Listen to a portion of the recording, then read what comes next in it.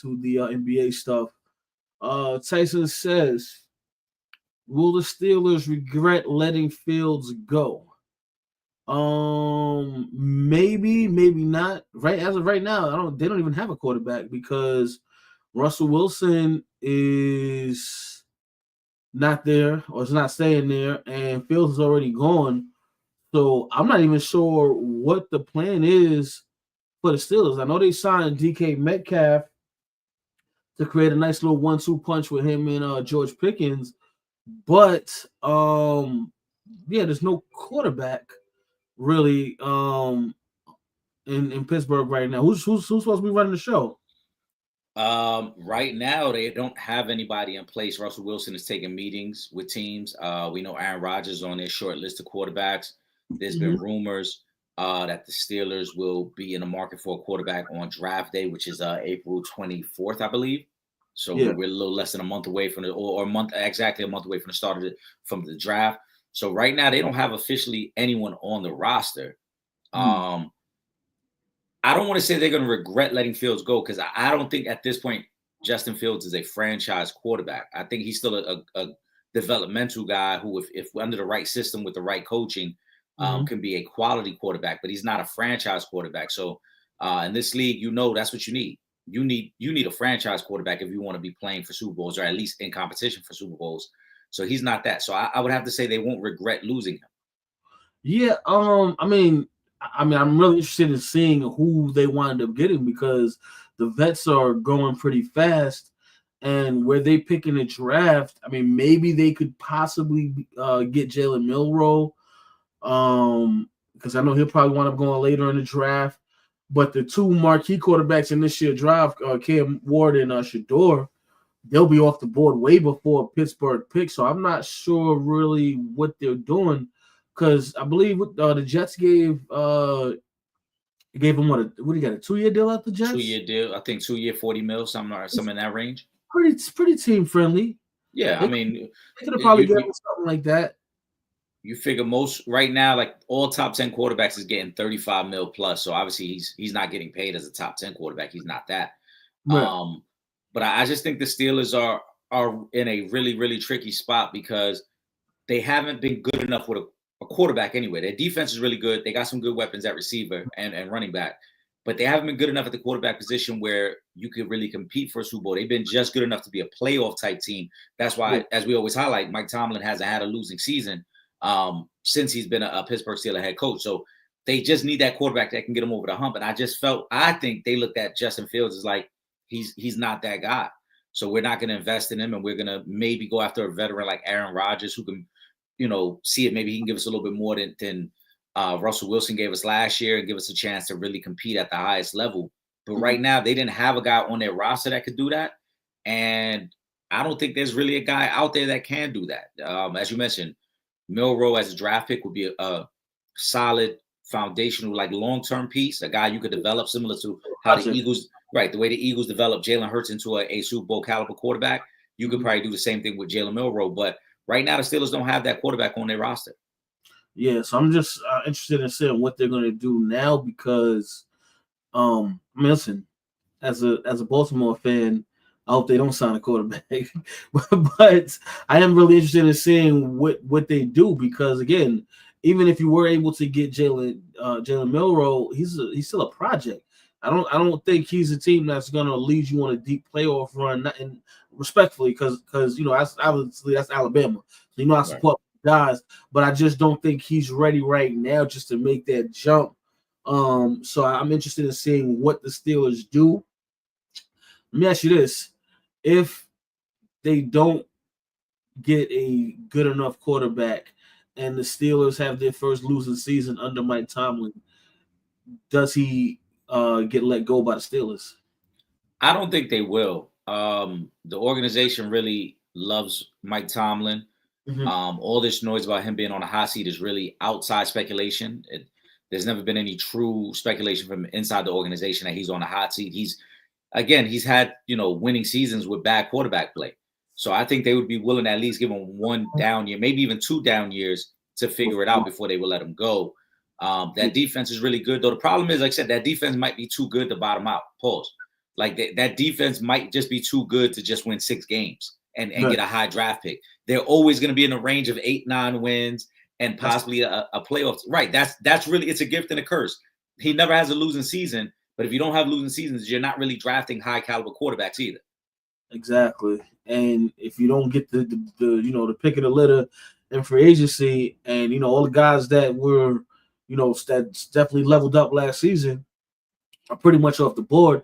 I mean, you mentioned Aaron Rodgers, but we haven't seen Aaron Rodgers since Green Bay, and I mean at this point, there's nobody really left that you're gonna say that you say can come in and really get your team over the hump. There's no one left in free agency. So shout out to Ron Charles. He says Giants signed Jameis Wilson. Jameis. Russell Wilson still in play. Like what the Giants are doing with their QB situation. As the Giants fan on the show, I'm okay with the Jameis Winston signing. They didn't pay Jameis too much money. He'll be a good veteran, in the locker room. And if you're fortunate enough to draft Shador, you know what I mean. I think that'll help having Jameis Winston there. I don't know if they go after Russell Wilson now after signing Jameis, because you're going to draft the quarterback, and you're not going to have a QB duo, a QB battle between Russell Wilson and Jameis, and you already spent the money on Jameis, so it didn't make sense at this point to still go after Russell Wilson unless you got him for the cheap. And I don't think that's going to happen. So, but I like the move. I'm okay with it. It's a 2-year deal, not that much money. I'm okay with it. I think it's a great move for the Giants. Russell Wilson is not in play. You're not going to bring in 2 veteran quarterbacks who both would like an opportunity to start. It just makes no sense. Also, for Brian Daboll, they're in a situation where they need a quarterback who can hold that spot and make some plays. We know Jameis can do that. Granted, he's going to throw some interceptions, so it's going to be exciting both ways. There's going to be some games where he throws for 350 and 3 touchdowns, and there's going to be some games where he throws for 350 and 3 picks. You're going to get both sides of that with Jameis, but they're taking a quarterback at number 3. Unless Shador and Cam Ward go 1 and 2, which I don't think is going to happen. They're going to take a quarterback at number 3, and Jameis, I think, has shown great leadership qualities. Mm-hmm. So he's a perfect example of a guy that you would want to mentor a young quarterback, especially somebody that's going to go as high as number 3, because Jameis was a former number 1 pick himself. So he knows the pressures that come with being the quote unquote face of the franchise. And again, he's still good enough to make some plays to at least make you a little bit exciting right now. I think with him and Malik Neighbors, like I said, it's going to be fun to watch. Are the Giants going to win a lot of games? Probably not. But Malik Neighbors might go for 1,300 yards receiving this year, just because you got a quarterback who can air it out like Jameis Winston. Exactly. Let me go back to Tyson. Tyson says, should the 49ers pay Brock Purdy that money? Should they? Will they? I think those are the questions that we got to be asking. Should they? I mean, I'm not. You got to pay him.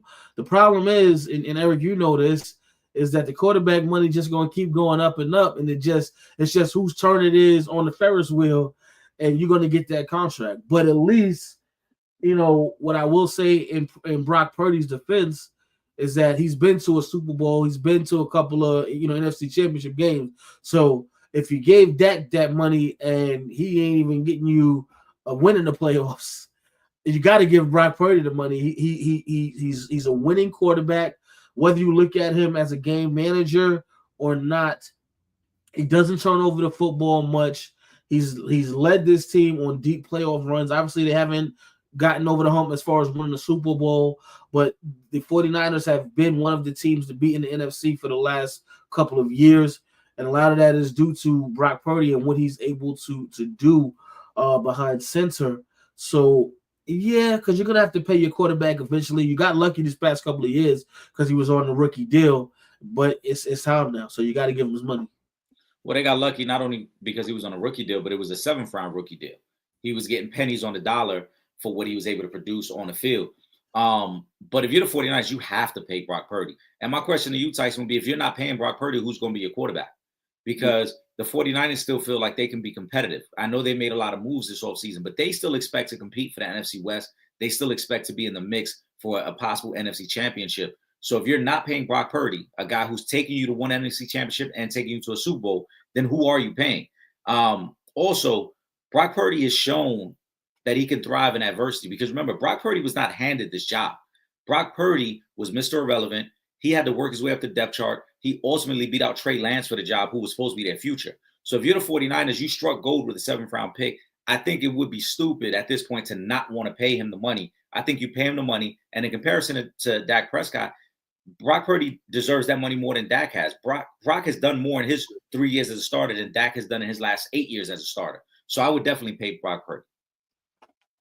Yeah, that's what I'm saying. I hope I hope that the 49ers don't mess around, because, again, they're still in the mix. They're still a team that can, make some noise in the NFC and get to a Super Bowl. They still have Christian McCaffrey, who's going to be coming back. George Kittle was incredible last season, had another big year. Obviously they lost Debo, but this is a team that had a couple of guys, a couple of weapons on offense, and they still have a really good defense. So they're still right there. And again, outside of being injured, Brock Purdy has been great for the San Francisco 49ers. And injuries happen. That's just part of the game. So yeah, get that young man his money, and y'all get right back to it. Let me go to Ron. Shout out to Ron. Ron says, is Cam a lot to go to the Titans? If I had to say an over-under, I'd probably say over 60% chance. Again, that kid Abdul Carter, boy, he's something special. And so if you don't feel like Cam Ward is 100% absolute, the franchise changing quarterback that that maybe he can be, Abdul Carter is 100% that franchise changing defensive end, and you need guys that can get to the quarterback, put pressure on the quarterback, help out, stopping the running backs. Abdul Carter is that guy, and so I'm not 100% sure, but yeah, like I said, I think it's over 60% chance that Cam goes to the Titans. I like the idea of Cam going there as well. I think there is a high likelihood. You've got Brian Callahan, who was a former offensive coordinator, as the head coach there, so obviously you want to start there. But I think the Titans have a lot of issues on their team, offensively and defensively. And when I say issues, I mean they just don't have the players. They lack the offensive line, they lack the running game, they lack the weapons on the outside. So to bring a quarterback with the number 1 pick into that situation, I don't think that would be the greatest idea. I do agree. I think Abdul Carter would be a greater pick. Also, remember, Harold Landry, who was their top sack guy for the past 3 seasons, was already cut. So you're going to need a guy on the defensive end who can get to the quarterback. And this is a division with a lot of young quarterbacks. I think the Titans are going to look to shore up their defense first and then worry about the quarterback later.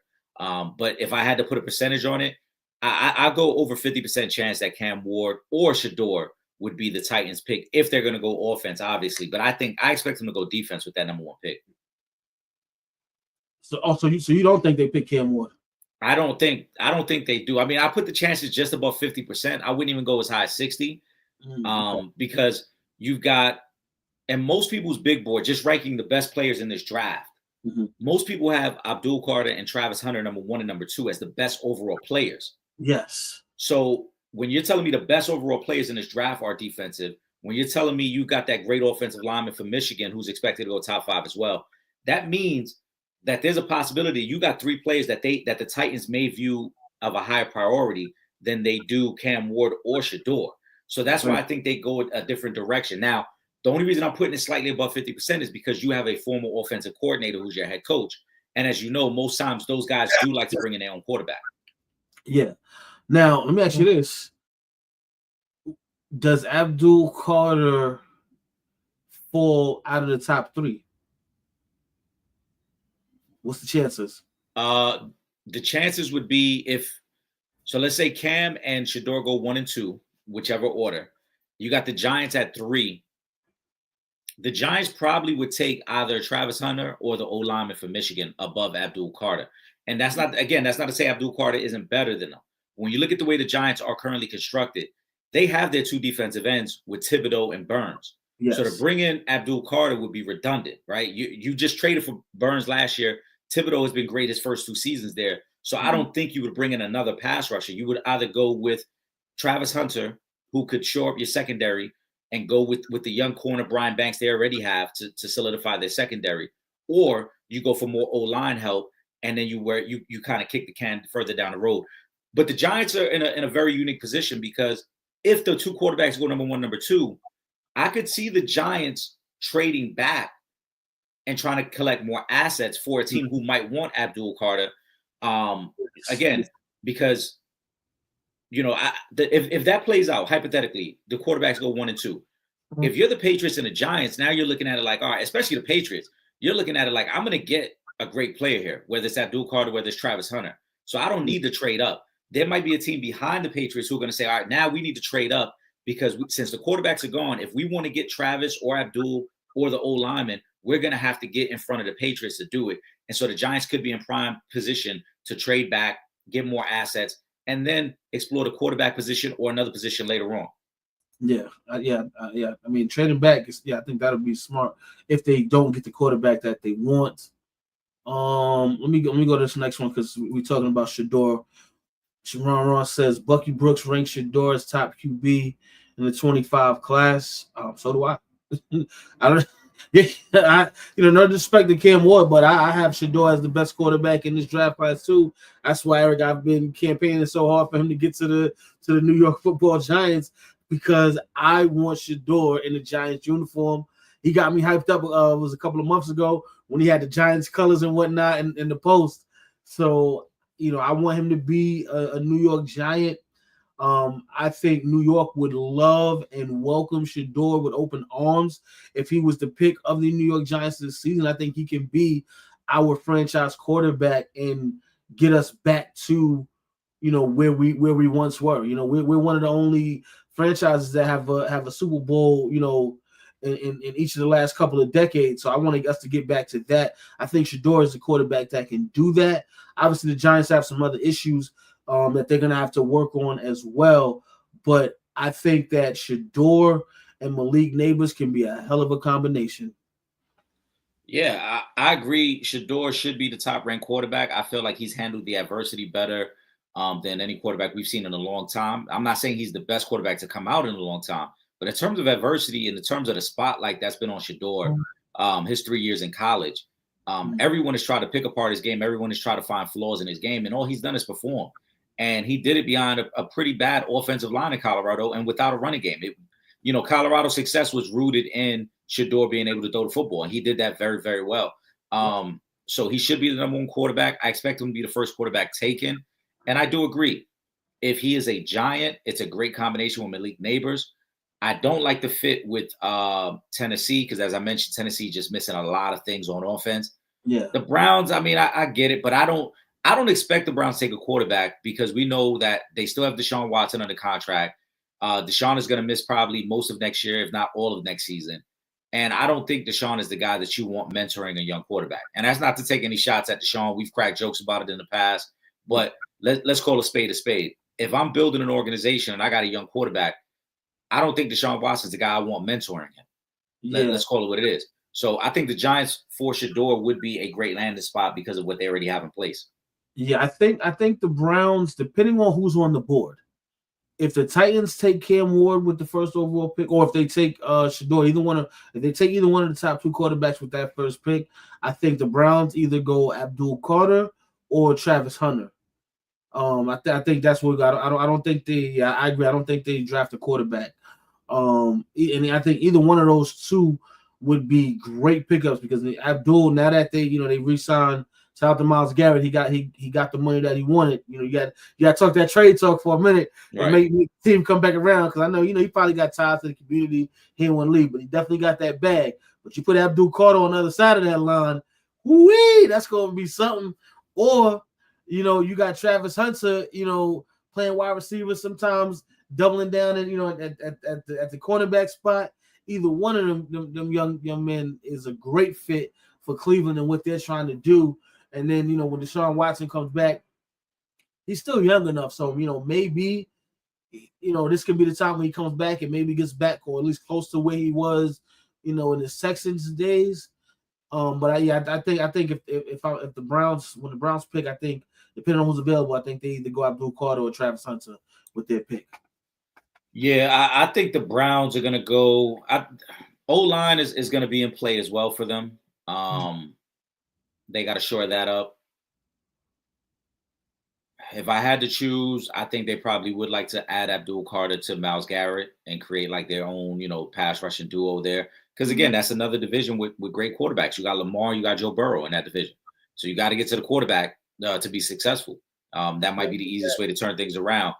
OCU Manura. Yeah, I mean, corner. I don't think they need corner in Cleveland. Obviously, they got Denzel Ward. Since he does. Travis would be a great player. Don't get me wrong, but that's not an area of need. I think it would either be the pass rusher or the O-line outside of the typical. Hey, we're going to take a quarterback here. But again, I just don't think a quarterback makes sense for them with all the money they owe Deshaun Watson. I agree. Shout out to Brandon Chambers. He says, "Why isn't this done yet? Safe bet Rodgers signed with Steelers." I mean, he's the last of them of the veterans out there. So, and there's just no one left. And we just spoke earlier about where they draft at. So they're not going to get one of the marquee quarterbacks. And if they do draft Jalen Milroe, I don't think he's ready. I think if I'm the Steelers and I do want to try to draft my quarterback of the future, I will draft Jalen Milroe, but I would sign Aaron Rodgers first, as at least, that's someone, where it's like this is an all-time great, where you might want to have him pick up some of the tricks of the trade from Aaron Rodgers for a season or two, however long that would last in Pittsburgh. And again, now Aaron Rodgers would be going over there with a great weapon in DK Metcalf. George Pickens, he still got to, mature a little bit, but he does have the skills and the talent level to be a really good wide receiver in this league. They have a solid running game, and you mentioned their defense. So now if you're talking about, signing Aaron Rodgers, drafting maybe Jalen Milroe as your future, I like where this is going. Shout out to Brandon Chambers on this one. I think the reason this isn't done, this is all about leverage. Aaron Rodgers, as we saw with the Jets and as we saw all his years with Green Bay, he's going to want control. He's going to want control over that offense. He's going to want control over who they bring in on that offense. And Mike Tomlin runs a show there. And so I think the Steelers are more than willing to bring in Aaron Rodgers, but he's got to understand we're not changing the offensive coordinator for you. We're not changing our offensive philosophy for you. And we damn sure ain't bringing in none of your receiver friends. It is what it is. Like what we have is what it's going to be. And so if Aaron Rodgers is cool with that, they'll make the deal happen. I think also Pittsburgh's going to try to wait this out because there isn't much of a market for Aaron Rodgers right now. We know that already, right? Giants backed out of that offer. They weren't interested.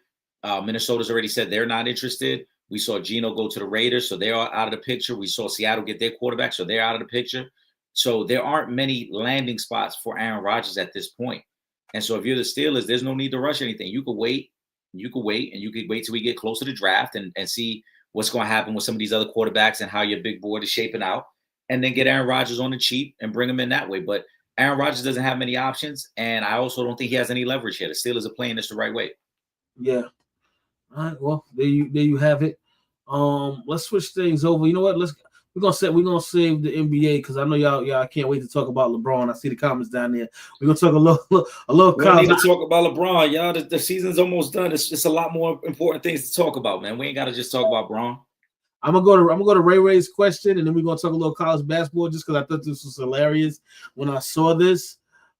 Juju Watkins after her game came over to sit with Jaden Daniels, and his cock blocking mom moved Juju over and sat in between them, and he didn't check her. I hate mothers like that. Let him get this.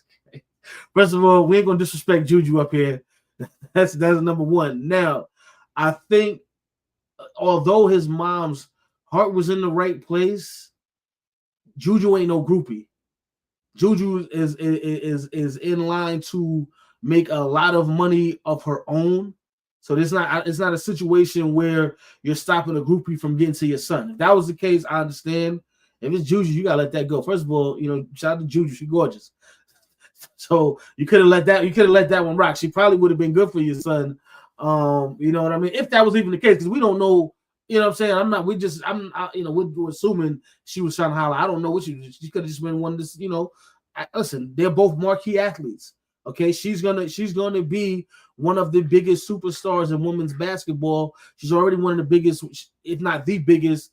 I mean, I guess the opposite of Paige, the biggest. Right now in college basketball, she's gonna be that on a professional level once she gets drafted to the WNBA. So maybe his mom didn't know that was Juju, and that's why she did that. Maybe she was thinking it's just a regular girl trying to get to her son, and I respect moms for trying to protect her son. But again, this is Juju we're talking about. Okay, Juju got her own thing going on. She's going to be the same way Caitlin and Angel Reese have come into the league and blossomed into stars already on and off the court and got so many major deals, major endorsements. Juju's gonna be just the same. She don't need no guy for the bag.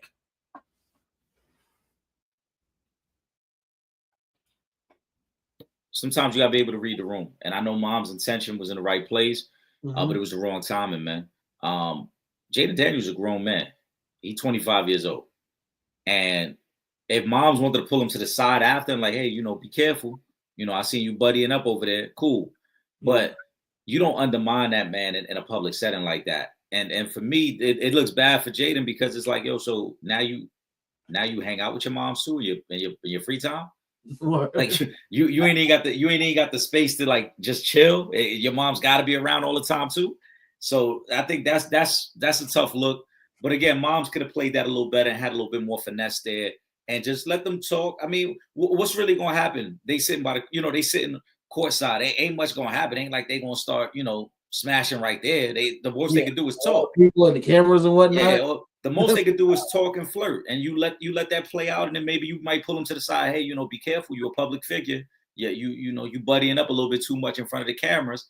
But for the moms to get in there, and then she kind of gave off that attitude too, like I don't like what's going on here. That's a terrible look for Jaden right there. That's definitely a bit much. And hey, who knows? Jaden and Juju could be the next big power couple.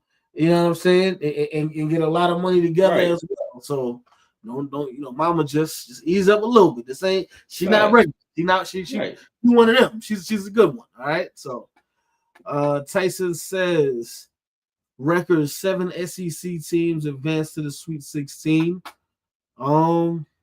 Yeah, SEC been balling. the first two games they've been outside balling. So listen, it's March Madness. All right, y'all know anything is possible when it comes to March Madness. SEC has done their thing. They've got some great storylines, and I think the Sweet 16 round is shaping up for some great matchups, man. Yeah, let me go to this next one because I was actually Eric. They kind of messed up both our picks from last week with the St. John's loss. But Tyson says, what did y'all think of that John Calipari versus Rick Pitino matchup? A lot of people had St. John's going far. How did y'all feel about him benching his best player? Well, obviously, I wanted St. John's to be. I mean, I had picked him to play Duke in the championship game, so that ain't gonna happen now. But I mean, you're talking about two legendary coaches, man.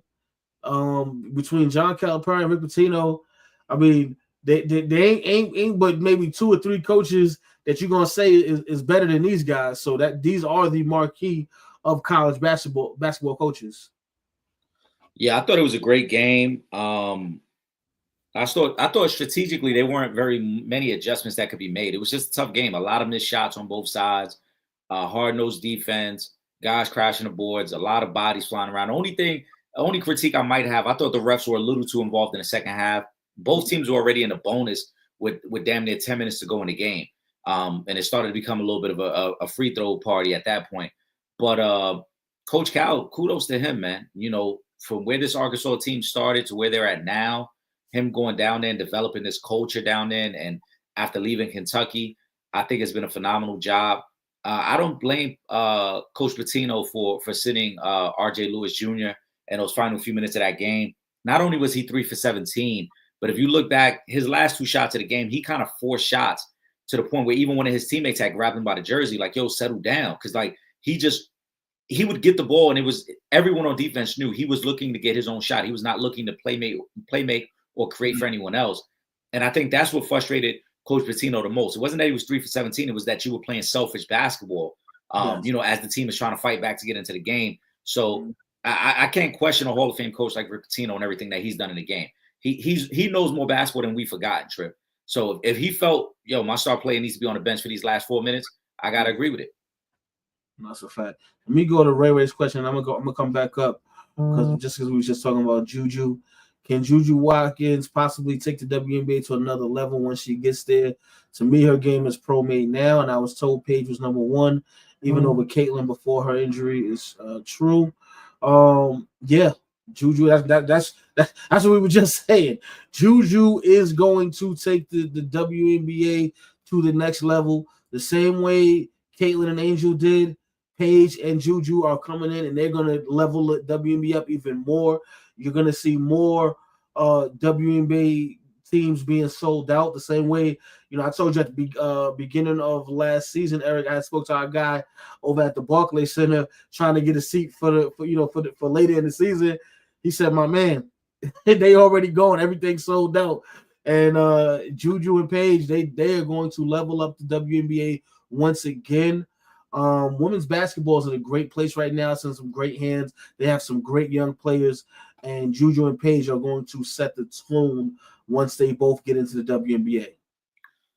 Yeah, Juju, I think is going to be phenomenal at the next level, and I agree. And it's not just because of her game. And I know some people are not going to like to hear this, but she's so appealing on the eyes. She's going to be marketable. She's going to be appealing to people just aesthetically.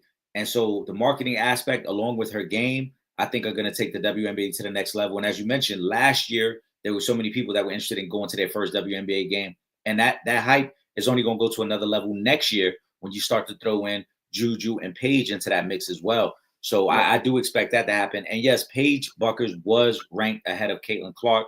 Paige Buckers actually was the female player of the year coming out of high school, the number one ranked player. Her and Jalen Suggs actually went to the same high school. They were both the top players coming out of high school that year when Jalen Suggs ended up going to Gonzaga. So Paige has always been this level of talent, but obviously her injury slowed her down a little bit. But I'm glad to see she's right back to where she once was. Exactly. Let me come back up. Ron Charles, Cooper Flag is a bad man. Is it Duke's tournament to lose? Duke has it all. I mean, I'm gonna say yes to all of those things. Blue Devils all day over here, but Cooper Flag, he is him. He is most certainly him. He's what they spoke about coming into this season. Mm-hmm. He has been everything we thought he was going to be and more. And overall, Duke has a really good team. All biasness aside, I do feel like it is Duke's tournament to lose right now. They look incredible. We spoke last week, Eric, about Cooper Flag playing in that first game just to kind of shake the rust off and not waiting. He came back, did well, and then the following game, he was even better, looking like his old self again. So yeah, this is Duke's tournament to lose. I believe I picked them in the championship game, and I still stand on that. And I think they will make a deep run and get to the NCAA championship. Yeah, I don't want to go as far as say it's their tournament to lose. I mean, the 16 teams that are left, we can make a case for a lot of them to win it all. So I'll say Duke probably is the most well-rounded team. I believe they have 3 guys projected to go in the first round of the upcoming draft, so we know how talented they are. And Cooper Flag is everything is advertised, man. And I'm so happy to see a guy who we thought would be this at the beginning of the season, and he's proved it all season long. We had him projected as the number 1 pick. Everyone did, not just us. But everyone had him projected as number 1 pick before the season started. And it's one of the few instances where a guy actually solidifies that and says, no, yeah, without a doubt, he's the number 1 guy. There's no questions. So I'm excited to see Duke in that Arizona matchup because I think Arizona's a very good team as well. And I like Duke's chances to win it all. To say it's their tournament to lose, it's tough, Ron, because it's one game and done, and you run across the right team that gets hot for that one particular night, and it could be over for you. But I do think they've got enough talent now to win these last 4 games and win it all. Yep. There you go. Let's go Blue Devil. All right. Let me see what we got here for college basketball. Hold on, I see one here. Shout out to Scoop Hoop. What's the deal with Danny Hurley? Great coach, maybe top of the game. But when he loses, he is an a-hole. I mean, it's a lot of people that's like that when they lose. Some people take losses, harder than other people do. It's the competitive nature of sports, man. I can't even be mad at him for being mad. As long as you're not, over the top disrespectful, that's when things get changed. But you fired up, showing your emotion. It is what it is, man. Yeah, I don't think there's anything wrong with Danny Hurley and how he expressed himself after that game. I think every great competitor falls in line in that way. No one plays the game to lose. You're going to be frustrated. You put so much effort into it. They were very close to getting to a Sweet 16. They were back-to-back champions. They had a 13-game winning streak in a tournament. So if he comes across as a bit of a, as Scoop who said, asshole, part of my language trip, I mean, I'm okay with that. It is what it is. I think we've seen every great competitor come across that way when they lose. He wasn't disrespectful to the game. He shook hands after the game. He showed respect in losing to Florida, and he felt the way he felt. But I'm okay with that, and I think most people who are competitive would say the same thing. Yeah, I agree. Shout out to Imani on the check-in. How many of your number one seeds still playing, and is it bad that it's no Cinderella-like upset the first weekend? No, we had McNeese State was the number 14 seed. Yeah, so I guess I mean, Arkansas was the underdog in both their games. They're the 10 seed. We got teams. We had some good upsets in that first weekend. Yeah, you know what it is? I think when people think of Cinderella stories, they think of like the smaller schools that people don't really know about like that getting the win. So maybe that's why she's feeling that way. But she said no Cinderella like upsets the first weekend. McNeese State as the 14th seed, I think qualifies as an upset. They shook up that bracket by winning that game like that. Yeah. So there's this one. But the number one seeds, technically, all of my number one seeds are still there because the only number one I didn't pick because I picked St. John's to come out of the South, excuse me, of the West.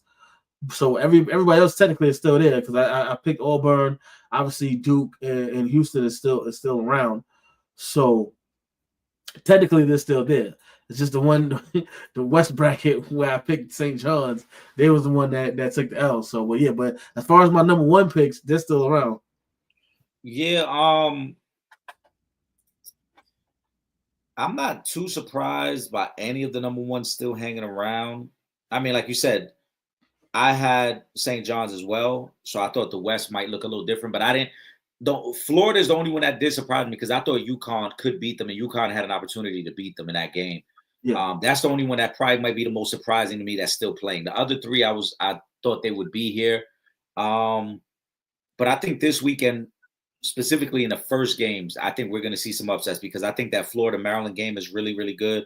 Yes. I think that Houston-Purdue game, right? I think that Houston-Purdue game is very, very good. Don't forget, Purdue was in the national championship last year, and they got a lot of their team back as well. So those are the two number ones that I'm really looking at. Like that could get tricky right there.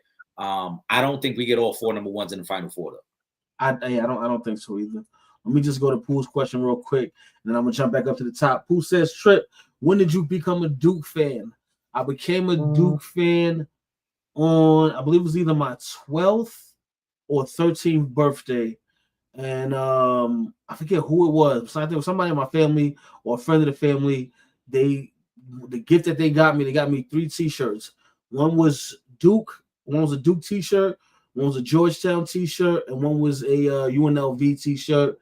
And Duke just happened to be the one I rock with the most. Blue is my that royal blue is my color. I had the royal blue ones, Eric. A lot of my J's are in royal blue. So that like it's just from there. From like 12 to 13, that's when I became a Duke fan. Pooh, and shout out to Pooh. We missed you earlier in the show, Pooh. We started on time tonight, Pooh. No, we started early, Pooh. We started early. We was 3 minutes early. And you wasn't here, Pooh. It's all good. We still shouted you out though. Much love to you, Pooh. Nothing but love. Hold on, let me see. Oh, hold on, let me. Pooh got to get messy. I'm not sure if y'all discussed that, but Jaden Daniels' mom came off wild. It's almost like, damn, you like your own son. I feel a lot of lies like that. Well, I said, yeah, we spoke about it a little earlier. We both kind of said, she wasn't right for that. That's Juju. Shout out to Juju. Shout out to Jaden Daniels' mom too, but that's Juju, So we get back up here to the top. Hold on. I think we had like one more college basketball. Oh, here we go. Scoopoo says, do you all think Gino and UConn can find a way to win his first title in 9 years? It's crazy. He hasn't won since 2016. That's been that long? It might have been. I mean, you know what it is, man? It's that, and I love UConn, and Paige is incredible, but where they lose at is the depth on the roster, and you still got a couple of powerhouses that are still available right now. So, do I give them a chance? Yes. But I don't know. I feel like because they're on a collision course right now where they probably wind up running into USC and Juju, which I'm going to love if they do wind up playing each other, and but I don't know if they can get if they beat USC. I think it's gonna be a hell of a matchup, and I think that's gonna be obviously if they can get past USC, then anything's possible. All bets are off, but I don't know if they beat USC. Yeah, UConn. They're actually about to tip off in a few minutes. UConn and then USC both play tonight. They're gonna face off in a potential Elite Eight matchup. That's what it looks like to me. They have a chance. It's tough. The women's game is very, very tough because I think you and I both said we still like South Carolina to repeat. So even if they get past USC, you still have that juggernaut of Dawn Staley and those girls who have been phenomenal the last few seasons. So could they? Yeah, they could find a way. I don't think they're the favorites, but in the college game, it's tough, man, because we're only judging it based on championship. Just to get to a Final Four is tough. Yeah. Like I said, to win 4 games and get to that opportunity of a Final Four is very, very tough. They were in the Final Four last year. If they get to a Final Four again, I think it still speaks to how good this team is. I just don't think they're better than South Carolina. Yeah, that's the problem. South Carolina, boy, that roster. Yeah. It's like didn't they graduate some of the girls last year? And they probably still got the best and most complete roster in college basketball. How is that? So the crazy thing is when they had that game early this year, remember when the coach got 9 McDonald's All-Americans over there, and people took it as like a slight, but what he was saying was true. Like you're not going to match. You can have a great team. You're not going to have 9 McDonald's All-Americans on your team that can match up with South Carolina. South Carolina is bringing girls off their bench that were female basketball players of the year, Gatorade players of the year. That's coming off their bench. That's what I'm saying. Well, like, how is it possible that they still do it? Shout out to Dawn Staley, man. Because they are coming. Like it's gonna be a tough one. Listen, these other schools better hope that South Carolina somehow gets knocked off early. But I don't see that happening. South Carolina is already on. They advanced. Obviously, they're gonna play Maryland, and I believe Maryland and Bama are playing right now in double overtime. The winner of that gets South Carolina. Yeah, I mean it's gonna be a tough game, but I don't bet against Dawn Staley too much. So, right. Let me go to Brandon Chambers, get this last college basketball question out the way. And Derek Queen, Brandon Chambers says Derek Queen delivers at the buzzer to send Maryland to the Sweet 16. Don't one of you live in DC? Eric, that would be you, sir. Yes, sir. I'm down here. I was watching that game live, and me and Will Gordon actually started texting back and forth after the game. Amazing shot. Maryland had been on the wrong side of a lot of buzzer beaters this year, and they found a way to win yesterday. And they present, like I said, a really good challenge for that Florida team. Maryland shoots the three ball very well. They showed it yesterday in their comeback, but I think they need their two bigs. They need Reese and they need Queen to really dominate in the paint and on the boards, because that's how Florida was able to beat UConn. Florida was able to out-rebound them and win the points in the paint. So I think that's where Maryland has to be better, and they could possibly upset Florida next week. Yeah, let me just throw up Tyson. Tyson says they last won Breonna Stewart's last year. Yeah. We just used to UConn winning that. So yeah, I mean they win a lot. They've been the golden standard. They're definitely in that top tier of college basketball teams. But we're gonna see. Shout out to Paige and the rest of the young ladies at UConn. It's gonna be fun. We definitely are watching. Let's switch over to the NBA. I've seen a couple of NBA questions up here. Let me just scroll back up. I don't want to miss anybody's questions. Okay, here we go. We're gonna start right here with Scoop Hoop. Anthony Davis is returning tonight. Are you all surprised he wants to come back? No, I'm not surprised. If you can play, you don't want to take off, the rest of the season. You might as well get out there and play. They still have a chance to make the playoffs. Obviously, Kyrie is not there. He's still missing a couple of the other big men, but Anthony Davis is under contract for a while, so why not, continue to build on something with the rest of the Dallas Mavericks, his Dallas Mavericks teammates, and just keep this game going. Try to get to the playoffs, see what you guys can do. Yeah, it's tough to quote unquote tank it away. It's not like you're playing 2K where you can just simulate the rest of the season and whatever happens. Right. You got to play, you know what I'm saying? And so I think at this point, if you're the Mavs, you want to try to finish on as high a note as possible and be as positive as possible. Now, will he play every game the rest of the season? Probably not. They'll probably still find ways to rest him. But I do think you want him to get out there and play a little bit and see if you can find a little bit of rhythm and work on some things eventually for next year. Exactly.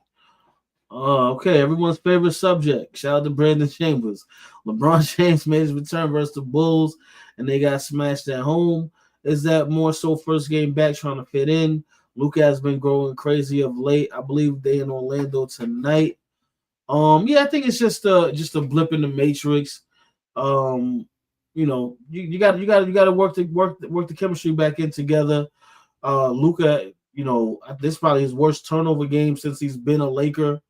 I mean, he had like 6 or 7 by like the third quarter, I want to say. So, I think it's a blip in the matrix. I think they'll get right back to it. Yeah, they're playing Orlando right now as we speak. But not more than that. Like you said, him trying to work himself back in, and Braun had a little bit of time off to rest up, get ready for the playoff push. Ultimately, the Lakers, I think, are who we thought they've been. Good, solid team. We got to see if they can make a run, but I think they're a legitimate playoff contender and a playoff team. Exactly. Ray says, what are y'all expecting Jimmy Butler's return to Miami tomorrow? I mean, I know Jimmy could put up 35, 40. I don't see that happening, though. I think, one thing about Golden State is when you get there, you fall in line into their system. And it ain't about individuals trying to go off and no matter what the cause. If it happens, it happens. But it's more about the team and the best way to win games together. So I don't see him going in and like I said, having a 40-point night. Maybe he'll have 22, 7, and 5, and they get the win. Yeah, I was gonna say I don't think it's gonna be a big scoring output from him. I mean, it might be 22 to 25 points. But it's going to be a lot of trash talk. It's going to be very physical.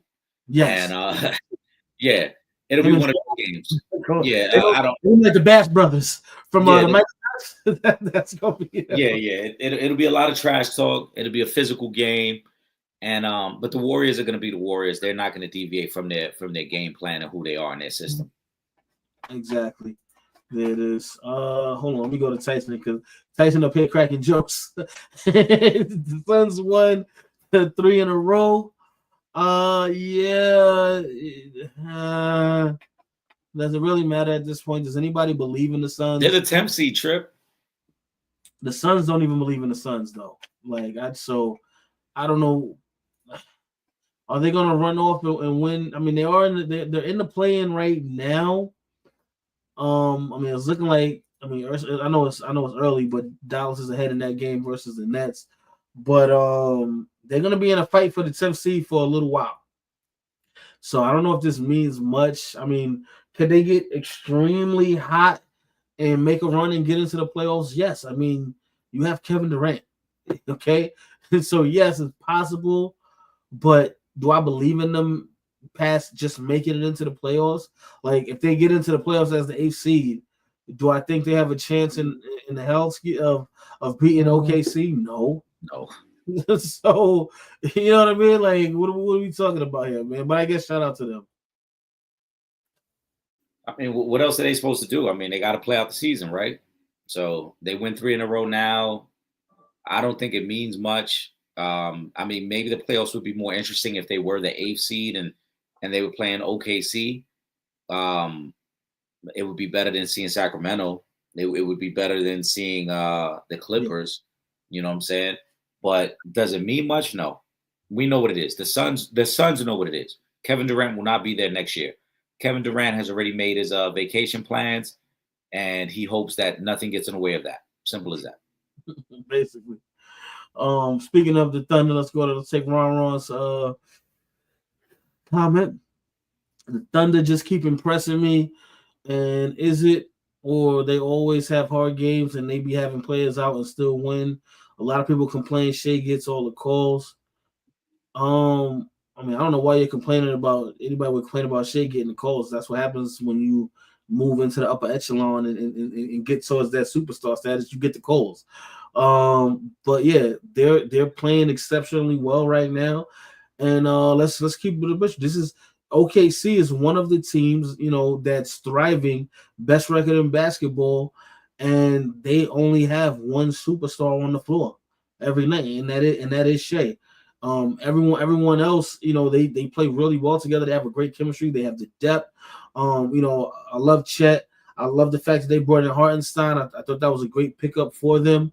Luguentz Dort, he's one heck of a perimeter defender.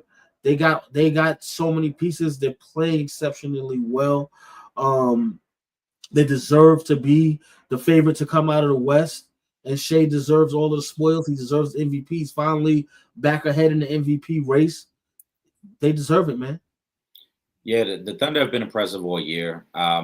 There's not much new we can say about them. We've talked about them the last couple of weeks as well. As we've all been kind of awe of them.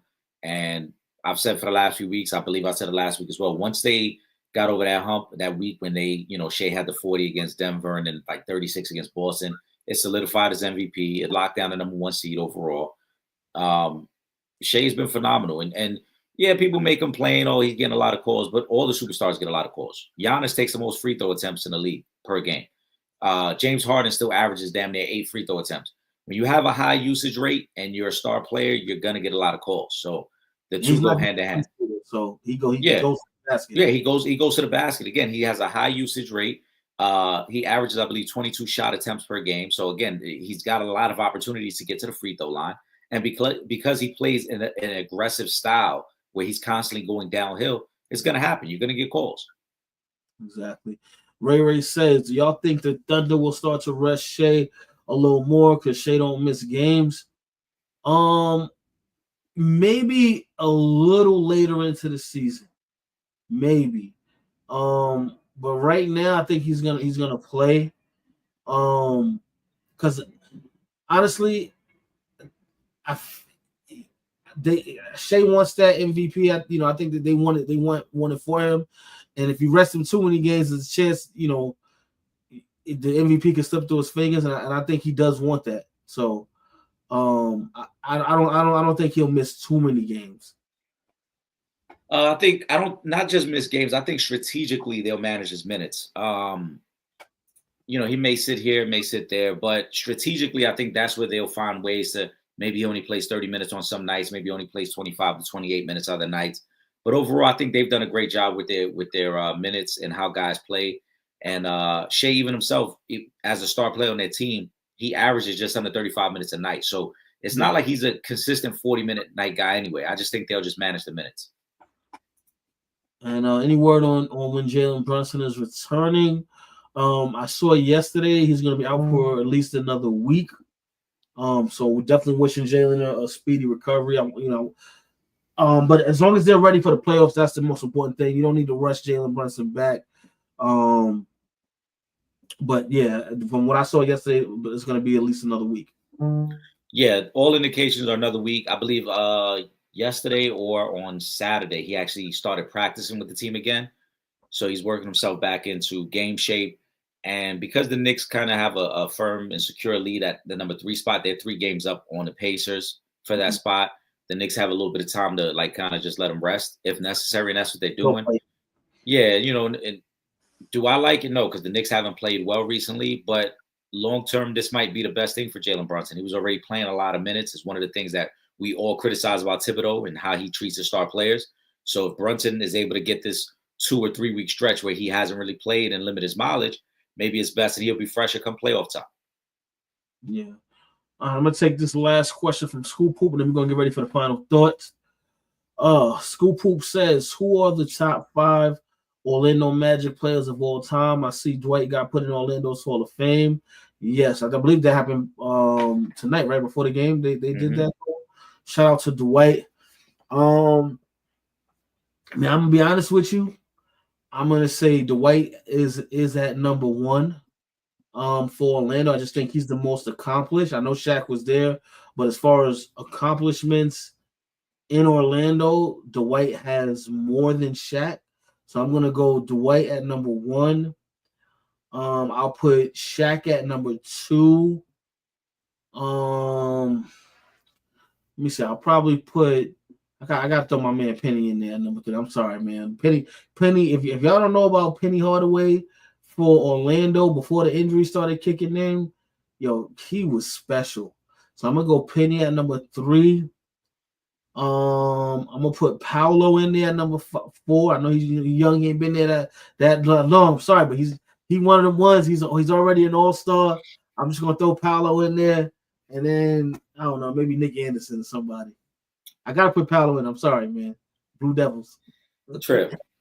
You said, all right, let me get this straight. You said Dwight, Shaq, Penny, Paolo, and Nick Anderson? Yeah. Did you forget Tracy McGrady played down there? Oh, you know what? My bad. Tracy McGrady is up there too. My bad. I completely forgot about McGrady. You know what it was? Because I always think about Tracy more for the years with Yao in Houston. I always forget he was in Orlando. All right. I'll tell you what. I'm taking Nick Anderson out and put Tracy McGrady at the 4th spot, and then I'm going to go Paolo at 5. I would take Paolo out. And no disrespect to Paolo. He just hasn't accomplished enough yet. In terms of what they meant for the Orlando Magic, Dwight might be the most accomplished guy, but Shaq really put the Magic on the map. Oh, yeah, absolutely. So Shaq to me has to be number 1. Then I would go Dwight. I would go I probably would go T-Mac number 3, Penny number 4, and then Nick Anderson number 5. I'm trying to think if we're missing anybody. You can't overlook Nick Anderson. Nick Anderson was the first player drafted there. Nick Anderson was a big part of that early success in the 90s. And unfortunately, he gets remembered for the 4 missed free throws in the finals. But Nick Anderson was a very, very good player there. And a big part, like I said, of that success they had there with him, Shaq, and Penny. So that's the 5 I would go with. Paolo's close, though. But like I said, he's not as accomplished as those other guys. So, and in terms of importance to the Magic franchise, that would be the 5 I go with. All right, well, listen, Scoop Hoop, shout out to you. There you have it. Eric, man, give us a final thought. Man, as always, appreciate all the supporters, man. Keep rocking with us. We got some things in store. Trust me when I tell you, Trip and I, we talk consistently about some of the things that the content we want to bring to you guys. And we got some things coming up now. As the weather heats up, we're about to heat up. The Sanchez Show will be back very soon. had to take a little break with the work schedule, but we getting that back rolling. And I'm just looking forward to the content we're about to put out this summer trip because it's going to be a good one. Yes, sir. My final thought is going to be, if you haven't already, check out that the documentary on Netflix on men's basketball in the Olympics. Is this most recent Olympics. I love it, man. I've watched the first 4 so far. Dope, so dope. So it's so dope. Seeing the USA, going back to them getting bumped early, in the Worlds the year before the Olympics, and then them coming back and forming up like Voltron, Braun getting the gang together. It's a very good series. So if you haven't already, y'all check that out, and make sure you guys are subscribed to us on all our social media platforms. YouTube.com/For The Fans Productions, Facebook.com/Real Fans Real Talk, and of course Twitter, Instagram @Real Fan Talk. If you haven't already, make sure you guys, if you're not in the New York City area and you can't watch us on Verizon 43 BPN2, 8 to 9 p.m. on Thursdays, make sure that you guys click that link on the homepage at realfansrealtalk.com, and you can watch from anywhere in the world. Make sure y'all subscribe to the 2 best podcasts moving. That's the Sanchez Show and the Real Fans Real Talk podcast, man. We out here. We ready, man. It's about to get, Eric said it, but it's gonna be a hot summer this year. Shout out to H2O. We're gonna have H2O pull up probably next week. Because Ballin' for Peace is going to be back in June, June 14th. He just announced the date. That's gonna be back at John Jay College. So he'll be joining us, and he's gonna bring a couple of friends over the next couple of weeks leading up to Ballin' for Peace to rock out with us as well. So be on the lookout for that. And again, shout out to my guy, the Hip Hop Gamer, man. Got to chop it up with him a couple of days ago. We're gonna work on bringing the Hip Hop Gamer back as well to the program. With that being said, for myself, Trip Young, my brother, Eric Sanchez, aka Legend in 2 Games, we up out of here. Peace. This is Deion Grant from the New York Giants, Super Bowl champ, and you're watching Real Fans Real Talk. Live from the can. This is Real Fans Real Talk. Real Fans Real Talk. We as real as you thought. Real